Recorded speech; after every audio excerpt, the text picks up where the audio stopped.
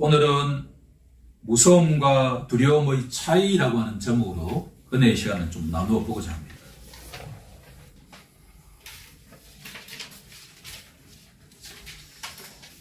성경 말씀을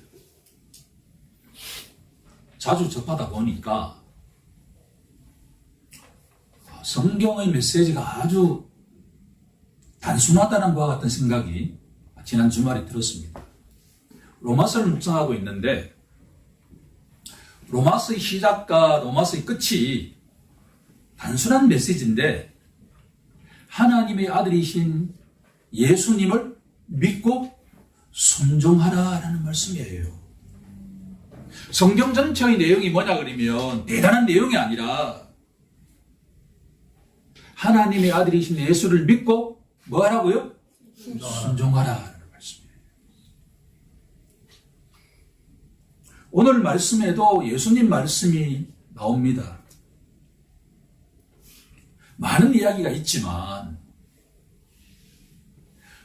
이 성경의 내용은 다 예수님을 믿는 자에게 주시는 말씀이에요.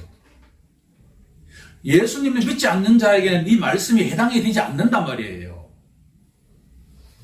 너희가 예수님을 진짜 믿는다고 한다면 이렇게 살아라 라고 말씀을 하시는데 첫 번째가 하지 말라는 말씀이에요. 성경은 참 묘하잖아요. 먼저 하라는 말씀을 하기 전에 뭐 하죠? 하지 말라는 말씀이에요. 한 가지예요. 그리고 하라는 말씀이 두 가지가 나옵니다. 이것을 제 나름대로 붙여보면 1+2예요. 오늘의 예수님 말씀은 많은 말씀이 있지만 하지 말라, 하라 이렇게 정리가 되어 있습니다. 그런데 오늘 설교의 제목은 왜 이렇게 붙였느냐. 예수를 믿기 이전에 우리의 삶이라고 하는 것은 누구라도 무서워하는 삶이었다라고 하는 거예요. 성경을 보니까 제자들이 갈릴리 호수를 이렇게 건너가는데 갈릴리 호수는 해수면보다 낮기 때문에 돌풍이 막 불어요. 예수님과 함께 그 배를 타고 건너가는데 바람이 확 부니까 모든 제자들이 예수를 믿는 모든 제자들이 다 벌벌벌벌 떨었다라고 성경 기록하죠. 무서워했습니다. 두 번째로 누가복음 1장에 가게 되면 제사장 사가랴라고 하는 제사장이 있잖아요. 이 사람이 아이가 없어가지고 계속 기도하고 있는데 어느 날 주님이 보내신 천사가 옆에 나타나자 누가복음 1장 12절에 보니까 사가랴가 보고 놀라며 무서워했다라고 되어 있죠. 성경에 한 가지만 더 이야기한다고 한다면 마태복음 제일 마지막 장에 가게 되면 예수님이 부활하신 다음에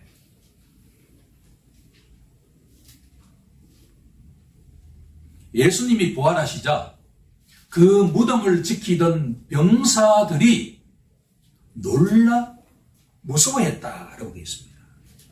마태복음 28장 4절에 보니까 지키던 군사들이 그를 무서워하여 떨며 죽은 사람과 같이 되었다.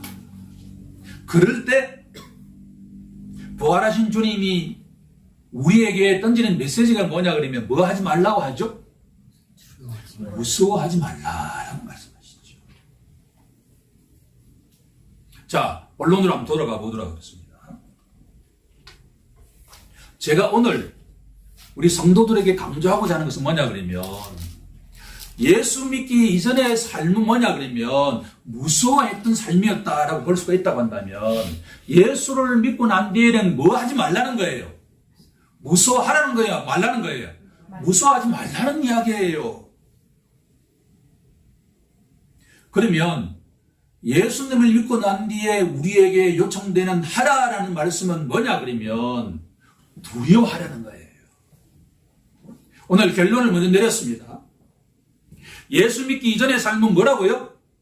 무서워하는 삶이었기 때문에 이제는 더 이상 뭐 해야 돼요? 두려워하지 말고 뭐 해야 된다는 거예요? 무서워하지 말고 뭐? 두려워하라. 자, 첫 번째 갈로 정답은 뭡니까? 무서워하지 말라. 두 번째 갈로 정답은 두려워하라. 자, 오늘 결론을 먼저 내렸습니다.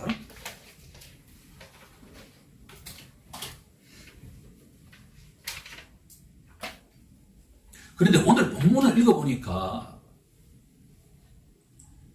제가 주장하는 이 내용과 좀 달라요. 자, 마태복음 10장 26절에 가게 되면 그런즉 그들을 뭐라고 되어 있죠? 두려워하지 말라. 28절에 가니까 몸은 죽여도 영혼은 능히 죽이지 못하는 자들을 뭐 하지 말라? 두려워하지 말라. 성경의 원어에는 뭐냐 그러면 이 단어는 무서워하지 말라, 두려워하지 말라라는 의미가 동시에 다 들어가 있어요.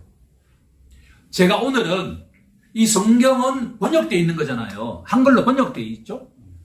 헬라어를 한글로 번역했는데 요 한글 번역을 제 기준으로 본다면 이렇게 바꾸는 것이 월등하게 좋다라는 생각을 가지는 거예요.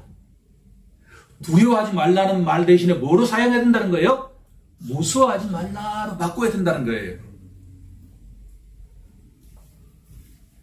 성경 말씀은 그런즉 그들을 무서워하지 말라. 그런즉 몸은 죽여도 영혼은 능히 죽이지 못하는 자들을 뭐 하지 말라?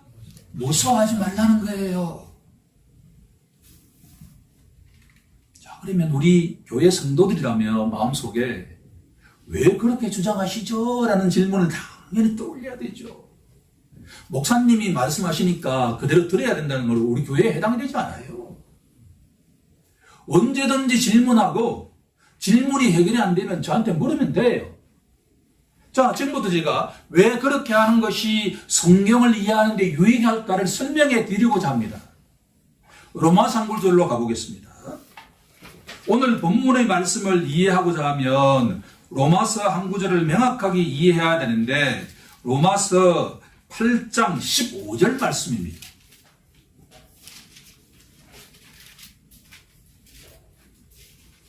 자, 로마서 8장 15절을 찾아가지고 우리 다 같이 합독해 보도록 하겠습니다. 시작. 너희는 다시 무서워하는 종의 영을 받지 아니하고 양자의 영을 받았으므로 우리가 아빠 아버지라고 부르시느니라. 이 성경 본문에 의하면 너희가 전에는 어떤 영의 지배를 받았다라는 이야기죠? 종의 영의 지배를 받았다라고 하는 거예요. 종의 영이 우리를 지배하면 나타나는 현상이 뭐라는 이야기예요? 뭐 한다는 거예요? 무서워한다는 거예요. 저는 이 내용이 뭔지를 분명하게 알아요. 내가 예수님을 믿기 이전에 내 삶을 통괄적으로 통칭적으로 이렇게 해석해 보면 그때는 어떤 일이 일어나면 무조건 뭐예요? 벌벌 떨어요. 예컨대 말이에요. 바닷가에서 고기를 잡으면서 살아가는 어부와 그 가족들의 경우를 본다면 우리가 바닷가에 가보면 바다가 분명하게 낭떠러지가 있다는 생각을 가지죠. 멀리 있으면 배가 안 보이잖아요. 그럼 배가 어떻게 돼요? 서서히 올라오잖아요. 그러면 옛날에 고대 사회 때 말이에요. 저 바다 끝에 무엇이 있을까라는 질문을 했을까요? 안 했을까요? 하죠. 그러면 바다는 무섭다는 생각이 들지 않을 수가 없잖아요. 그러면 무서우면 사람들은 어떻게 할까요? 누군가에게 그 무서움을 떨쳐버리기 위해서 하는 것이 뭐냐면 제사예요. 바다를 지배하는 신에게 우리 남편이 바다에 가서 고기를 잡을 때 우리 눈에 보이지 않을지라도 낭떠러지에 떨어지지 않고 돌아오게 해달라고 기도한단 말이에요. 우리 청년들이 이해하지 못할 텐데 옛날에 우리 세대만 하더라도 화장실 시설이 잘 안 되어 있었기 때문에 외갓집 같은 데 가면 재래식 화장실이 있잖아요. 외갓집 같은데 이게 주설과 설명전에 꼭 가는데 제일 두려운 것이 뭐냐면 밤에 화장실에 갈 때예요. 이거는 경험해보지만은 몰라. 우리가 또 어릴 때부터 어떤 이야기를 들었냐 그러면 말도 안 되는 이야기일 텐데 청년들에게는 화장실에 귀신이 있어가지고 우리가 용변을 볼 때 그 귀신이 우리를 이렇게 만진다라는 이야기를 들었어요. 화장실에 가 있으면 밑에 아무것도 안 보이잖아요. 밤에. 그러면 얼마나 두려운지 얼마나 무서운지 분명하게 압니다. 너희는 무서워하는 종의 영을 더 이상 받지 아니했다. 어떤 영을 받았다는 이야기예요? 예수를 믿는 순간에 우리는 어떤 영을 받아요. 그렇죠? 성경은 뭐라고 하죠? 로마서 8장 15절은 뭘 받았다고 하죠? 양자의 영을 받았다. 고대 사회에서는 아들이 없는 집에서는 가장 가까운 친척 가운데 아들을 양자로 삼는 제도가 많이 있었어요. 주다 베너라고 하는 영화를 보게 되면 나오잖아, 그렇죠? 이 대장군을 살려주니까 자기 아들이 없었는데 양자로 삼아가지고 그 모든 대장군의 재산이 다 원입게 되죠. 바로 하나님에게 아들은 한 분뿐이시죠. 우리가 예수님을 믿는 순간에 우리는 하나님이 뭐가 된다는 거예요? 양자가 된다는 이야기예요. 아들, 딸로 입적이 된다라고 하는 거예요. 이제 양자의 영, 성령을 받은 자는 눈에 보이지 않는 하나님을 누구라고 부르기 시작한다는 거예요? 아빠? 아버지라고 부른다는 거예요. 아빠, 아버지라고 왜 부를까라고 질문해 보니까 우리 두 아들의 경우가 답을 해줘요. 우리 큰아들은 지금도 나를 아빠라고 불러요. 그런데 우리 작은 아들은 나에게 어느 순간부터 아버지라고 불러요. 즉, 누군가는 하나님을 뭐라고 부른다는 이야기예요? 아빠라고 불러요. 누군가는 하나님을 뭐라고 부른다는 거예요? 아버지라고 불러요. 그런데 하나님은 몇 분이에요? 하나예요. 나는 아빠가 혼자인데 누군가는 아빠라고 부르고 누군가는 아버지라고 불러요. 즉 아람어에는 아바라고 불러요. 하나님을 아빠라고 불러요. 그런데 헬라어에는 어떻게 되어 있나요? 파테르라고 해가지고 아버지라고 불러요. 자, 하나님을 아버지라고 부르는 것은 내 속에 어떤 영이 있기 때문에 그렇죠? 양자의 영이 들어오는 순간에 눈에 보이지 않는 하나님을 아빠라고 부르기 시작한단 말이에요. 이런 상태가 되게 되면 이제 뭘 해서는 안 돼요? 무서워해서는 안 된단 말이에요. 너희가 전에는 어떤 일이 일어나든 간에 무서워했지만 이제는 뭐예요? 무서워해서는 된다는 거예요? 안 된다는 거예요? 안 된다는 거예요.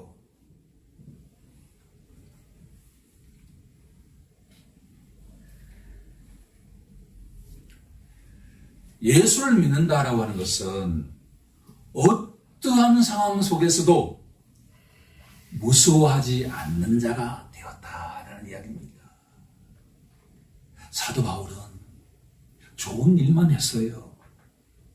예수를 믿으면 진짜 참된 행복을 누릴 수 있습니다 라고 증거를 했는데 감옥에 갇혔단 말이에요.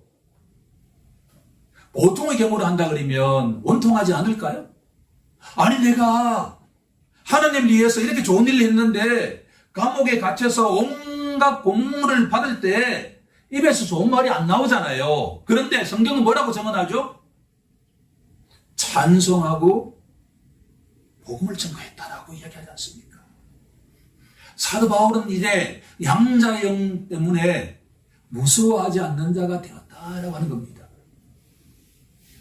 자, 오늘 이 말씀에 우리 모두 오늘 이후부터 전에는 우리가 종의 영의 지배를 받았기 때문에 무서워했던 자였지만 이제는 더 이상 무서워하지는 않는 자가 되어야 된다라고 하는 것이 오늘 말씀의 첫 번째 메시지입니다. 무서워하지 않는 자가 되길 간절히 소망합니다. 두 번째, 그러면 양자의 영의 지배를 받는 우리는 어떤 식으로 살아가야 될까?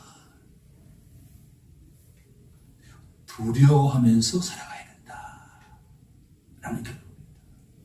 제가 이 말씀을 선택하게 된 것이 수요 예배 때 다음 우리가 강의할 내용이 히브리서잖아요. 히브리서를 이렇게 예습을 하고 있는데 어떤 주석서를 보다가 예수를 믿는 신자의 삶은 경건하고 거룩한 두려움 속에서 살아가는 것입니다 라는 구절이 내 마음판에 깊이 새겨졌습니다. 여러분들은 아빠나 아버지가 어떤 모습으로 다가옵니까? 여기서 우리 가정의 이야기를 하지 않을 수가 없는데 1년에 2번 정도는 우리 어머니를 모시고 군이라고 하는 곳 콘도에 가서 1박 2일을 즐기는데 금년에 안식을 갔다 와서 6월 달에 어머니를 모시고 이런저런 이야기를 하다가 우리 누님과 여동생이 어릴 때 우리 선친께서 저에게는 그렇지 않았는데 우리 누나와 여동생에게는 너무나 무서운 존재로 다가왔다라고 하는 거예요. 그럴만도 한 게 평소에는 아주 얌전하신 분인데 술을 드시고 나면 기분이 업되지 않습니까? 그래 말씀이 많아져요. 평소에 이야기하지 않던 게 술이 들어가시면 막 복물을 터시 막 이야기. 그렇게 하다 보면 이제 가끔 상도 없고 이렇게 그리고 이제 뭐 꿀 안키기도 하고 등등 다양하게 이제 훈육을 하는데 그 모습이 우리 누님과 여동생에게는 너무나 무서운 존재로 다가왔죠. 저는 그 정도는 아니었어요. 그런데 우리 하나님은 우리 각자에게 어떤 모습으로 다가옵니까? 하나님은 눈에 보이지 않으니까 우리가 하나님을 알기 위해서는 누구를 만나야 되죠? 예수님을 통해서 하나님을 만나잖아요. 알고 보면 예수님 누구예요? 하나님이죠. 나를 본 자는 아버지를 보았느니라. 그러니까 예수님을 본 자는 하나님을 본 자란 말이에요. 우리에게 예수님은 하나님은 어떤 모습으로 다가옵니까? 최소한 하나님은 어떤 분은 아니시죠? 무서운 분은 아니에요. 중요한 내용입니다. 자신의 아버지가 말이에요. 무서운 존재로 기억이 되어 있는 사람이 예수님을 만나면 하나님은 어떤 분이라고 자꾸 생각하기 시작한다는 거예요. 무서운 분으로 생각해요. 하나님은 절대로 무서운 분이 아니단 말이에요. 하나님은 우리의 아버지와 엄마와 달라요. 하나님은 한 인격체시지만 절대로 무서워하는 존재는 아닙니다. 하지만 그렇다고 해서 하나님이 우리의 아빠와 같으신 분은 아니죠. 하나님은 근본적으로 우리와 같은 분이에요? 다른 분이에요? 다른 분이죠. 하나님은 창조주시고 우리는 뭡니까? 피조물이죠. 하나님 앞에 인간은 작디 작아요. 우리 자신만을 바라보면 우리가 대단한 사람처럼 보일지라도 하나님이 어떤 분인지를 알면 알수록 우리는 미물보다도 더 못한 존재라는 것을 깨닫게 된단 말이에요. 우리에게 왜 성경의 메시지가 믿고 어떻게 한다고 했죠? 순종하는 거라 했잖아요. 왜 순종하는 게 어렵죠? 하나님 말씀대로 살아가기가, 예수님 말씀대로 살아가기가 왜 어렵죠? 그것은 뭐냐 그러면 하나님이 어떤 존재인지를 우리가 아직 정확하게 알 수가 없기 때문이다라고 하는 거예요.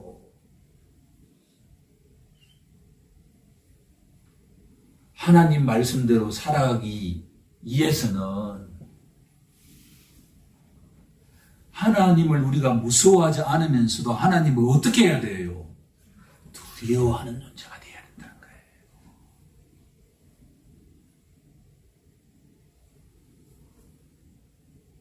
오늘 또 성경 한 구절 더 찾아서 나아가 보도록 하겠습니다.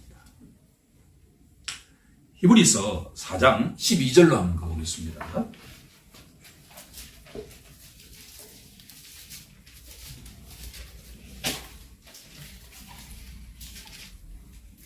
자, 히브리서 4장 12절을 찾아서 우리 합독해 볼까요? 시작. 하나님의 말씀은 살아있고 활력이 있어 좌우의 날선 어떤 검보다도 예리하여 혼과 영과 및 관절과 권수를 찔러 쪼개기까지 하며 또 마음의 생각과 뜻을 판단하나니. 지금도 제 기억 속에 어떤 장로님은 꼭 대표기도 하면 이 말씀을 넣더라고 보니까요.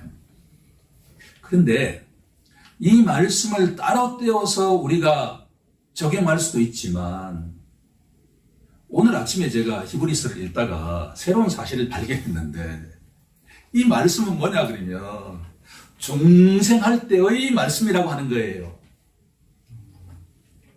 예수를 우리가 믿을 때 각자 그 시기가 다 다르죠. 예수님을 내가 믿습니다 라고 고백하는 순간에 눈에 보이지 않지만 어떤 역사가 우리 속에 일어나는데 그 일어나는 역사의 내용이 바로 이 성경 구절이라고 하는 거예요. 하나님의 말씀이 우리의 영과 혼과 관절과 골수, 즉 육을 찔러 쪼갠다라고 하는 거예요. 성경은 사람이 어떻게 구성되어 있느냐라고 할 때 세 가지로 구성되어 있다라고 하는 것이 더 성경적으로 보입니다. 첫 번째가 뭐죠? 사람은 영적 존재다. 영. 두 번째가 혼적 존재다. 세 번째가 뭐예요? 육, 몸. 사람은 삼위일체 하나님처럼 이 세 가지로 구성되어 있다라고 이야기하는 게 성경적이에요. 그러면 예수를 믿기 이전에 우리가 종의 영의 지배를 받던 그 시기에는 우리 인간의 영은 어떻게 되어 있을까? 성경은 죽었다라고 하잖아요.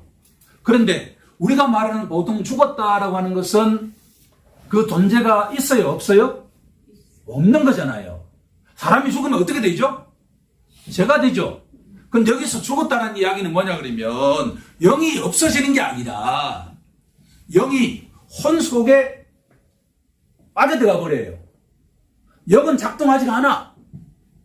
자, 중요한 이야기 합니다. Attention please. 예. 사람은 어떤 존재라고요? 영적 존재예요. 하나님이 각 개인에게 눈에 보이지 않지만 영이 있어요. 그런데 예수를 믿기 이전에 성경은 에베소서 2장 1절에 너희가 허물로 죄로 죽었다. 영이 죽었다. 그런데 영이 죽었다라는 이야기는 뭐냐 그러면 영이 없어지는 게 아니라 영이 작동하지 않는다 말이에요. 하나님을 몰라. 영이 죽었다는 이야기는 하나님과 분리되어 있기 때문에 하나님을 몰라요. 혼 속에 들어가 버려. 예수 믿지 않는 자들을 혼적인 존재라 해요. 영이 작동하지 않는 존재단 말이에요. 그런데 어느 순간에 여러분들 주의력을 끌기 위해서 어느 순간에 내가 45세 때 말이에요. 야, 내가 이렇게 살아야 될까? 내가 많은 걸 이루었는데 내가 지금까지 이룬 것이 진짜 헛개비가 아닐까? 그런 생각이 쑥 들어왔어요, 내 속에. 야, 이렇게 살아서는 안 되겠다. 그렇게 회개하고 난 뒤에 예수님을 나의 구세주로 영접했습니다. 구세주. 나의 제 문제를 다 예수님이 해결하셨다고 내가 믿기 시작했어요. 더 중요한 건 뭐냐 그러면 예수님이 내 인생에 뭐라고? 주인으로 영접하기 시작했다. 첫 번째 뭐로 영접하게 됐다? 구세주. 나의 제 문제를 예수님이 구세주. 두 번째 더 중요한 건 뭐냐 그러면 구세주로 끝나면 안 돼요. 예수님이 내 인생이 뭐라는 거예요? 주인이다. 지금까지는 내 인생의 주인이 나라고 생각했는데 이제부터는 내 인생의 주인이 누구다? 예수다. 그렇게 내가 고백하기 시작할 때 내 속에 눈에 보이지 않지만 엄청난 일이 일어났단 말이에요. 오케이? 그럴 때 내 속에 죽어있던 영이 어떻게 됐다는 거예요? 영이 어디에 포함되어 있다 그랬죠? 혼 속에 들어가 있다 그랬잖아요. 이놈이 어떻게 됐다는 거예요? 속 살아남았어. 살아나니까 하나님의 존재라는 게 내 믿음으로 믿어줘. 오케이? 하나님이 믿어진단 말이에요. 눈에 보이지 않는데 예수를 나의 구세주와 나의 주인으로 영접하고 나니까 죽어있던, 여기서 죽어있다는 이야기는 누구와 분리되어 있다는 거예요? 하나님과 분리되어 있던 영이 푹 살아나니까 하나님을 의식하기 시작했어. 하나님은 살아계세요. 하나님은 진짜예요 라고 이야기하기 시작했다는 거예요. 이게 하나님의 말씀이 내 속에 들어가지고 나를 막 뒤집기 시작해. 내 영과 혼과 나의 육을 막 지배하기 시작해. 그러면 내가 옛날 사람과 동일할까요? 다를까요? 동일할 수 있을까요? 없을까요? 없죠.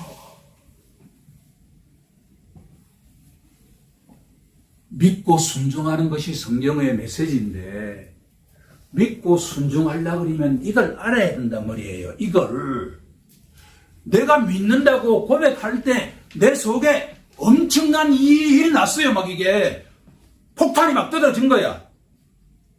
내가 죽어있던 영이 어떻게 된다는 거예요? 샥 살아나. 나의 모든 전인격이 하나님의 말씀으로 완전하게 뒤바뀌게 된다는 거예요. 이게 히브리서 4장 12절 말씀이야. 이걸 알고 묵상을 해야만이 이제 예수님 말씀대로 살아가기 시작할 수가 있다 말이에요. 이게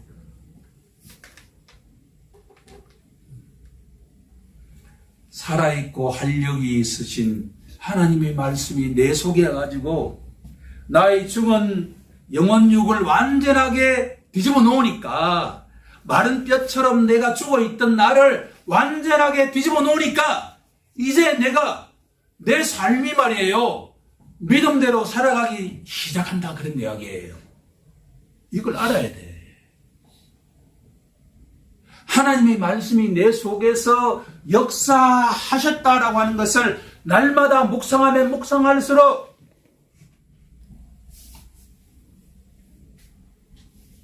어떠한 상황에서도 무서워하지 말라.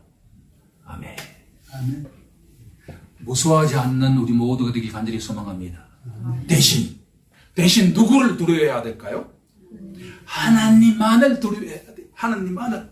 우리가 아버지라고 아빠라고 부르는 그 하나님을 두려워하는 자가 되어야 한단 말이에요. 그냥 그거는 우리 육의 아빠가 아니에요.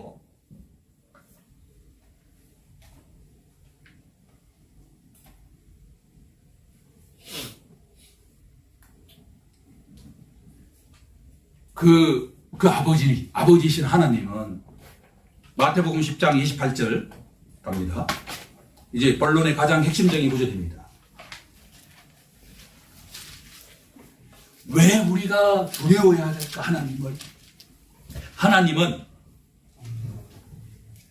몸과 영혼을 능히 지옥에 멸하실 수 있는 분이시기 때문에.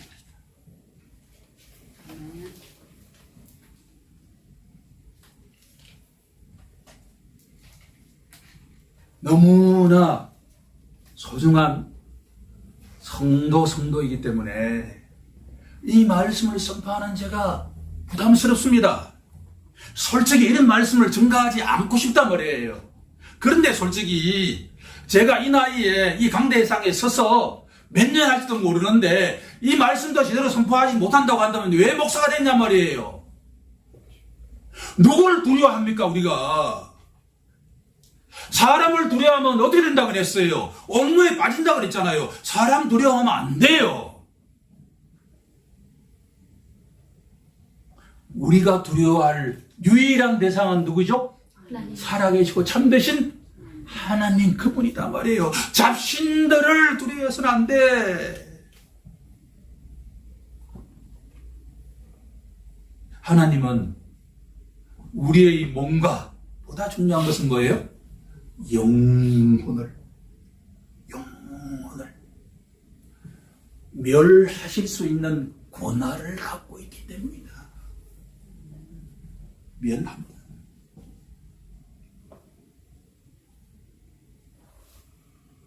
우리가 이 땅에 죽어버리면 끝나지 않느냐 라고 생각한다면 오산, 넌센스. 인간의 육이 죽고 나면 그 영혼이 천국과 지옥으로 분리된다. 이 말씀은 누가 하신 말씀이죠? 예수님 말씀이에요. 사랑이 풍성하신 예수님이 너희가 죽고 나면 너희의 영혼이 천국에 갈 수도 있고 지옥에 갈 수도 있다. 때가 되면 너희의 분리된 영혼과 몸이 어떻게 된다는 거예요? 부활한다.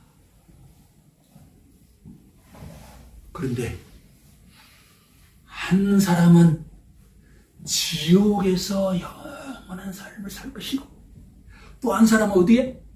천국에서 영원한 삶을 살게 된다. 자, 우리에게 옵션, 두 가지 옵션이 있어요. 예수님을 시인하며 살 것인가? 시인. 예수님을 부인하며 살 것인가? 결론입니다. 우리 앞에는 투 옵션, 두 가지 옵션이 있어요. 예수님을 시인, 첫 번째, 세 번째 앞에 있는 갈로의 정답은 시인. 그 다음 갈로의 정답은 뭐예요? 부인. 아버지께서는 강요하지 않으십니다. 우리에게 자유의지, 선택할 권리를 주셨어요. 선택하라. 그런데 그에 따른 책임은 누구에게 있다? 본인에게 있다.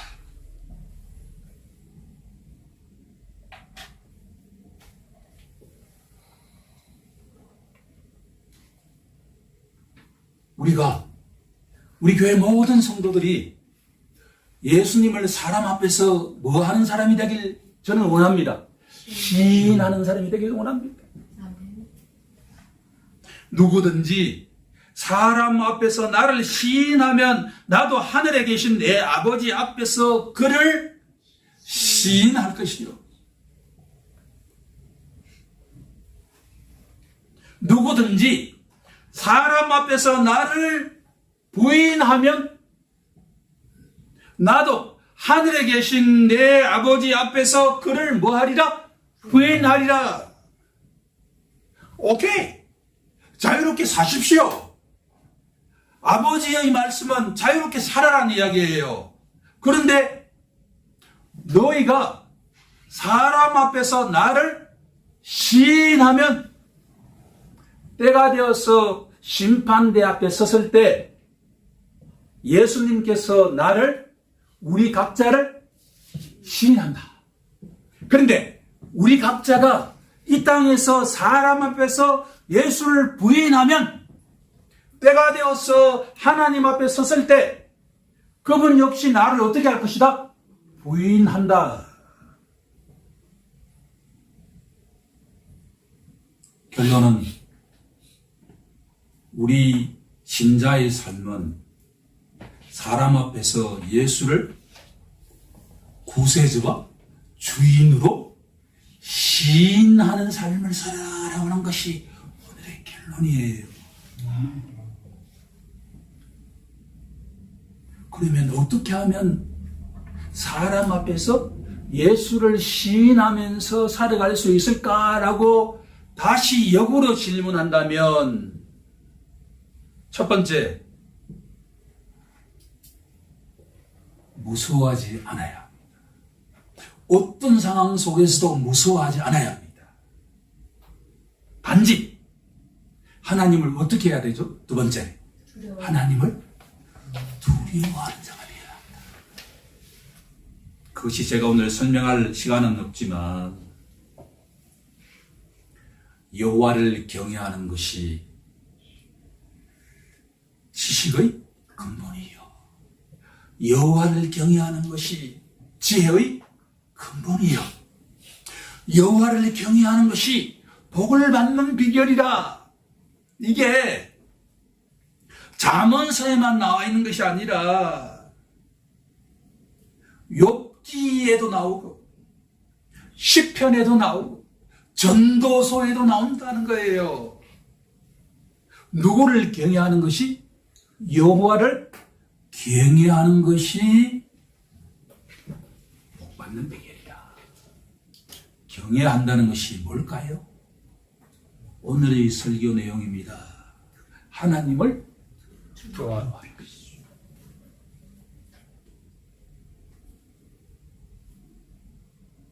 신앙생활은 너무나 단순하다고 볼 수 있습니다. 하나님을 두려워하는 자, 하나님을 경외하는 자는 예수를 시인할까요? 부인할까요? 시인합니다. 예수를 부인하는 자는 누구를 두려워하지 않는 거예요? 하나님을 두려워하지 않는 자죠. 우리 모두 9월 한 달 동안에, 다가오는 한 주 동안에 하나님을 두려워하는 자가 되길 간절히 소원합니다.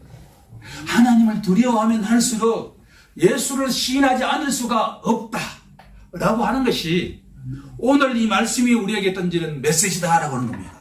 우리 다 함께 다가오는 한 주 동안에, 한 달 동안에 하나님을 두려워하면서 예수를 시인하는 자가 되게 해달라고 다 함께 통성으로 기도하는 우리 모두가 되길 원합니다.